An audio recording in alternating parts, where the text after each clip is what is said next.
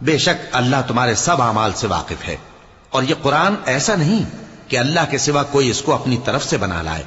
ہاں یہ اللہ کا کلام ہے، جو کتابیں اس سے پہلے کی ہیں ان کی تصدیق کرتا ہے، اور انہی کتابوں کی اس میں تفصیل ہے۔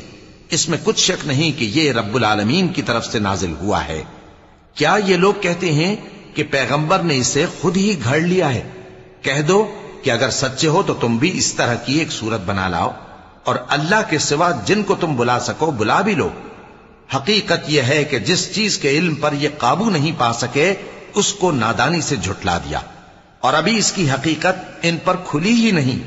اسی طرح جو لوگ ان سے پہلے تھے انہوں نے جھٹلایا تھا، سو دیکھ لو کہ ظالموں کا کیسا انجام ہوا۔ اور ان میں سے کچھ تو ایسے ہیں کہ اس پر ایمان لے آتے ہیں، اور کچھ ایسے ہیں کہ ایمان نہیں لاتے، اور تمہارا پروردگار شریروں سے خوب واقف ہے۔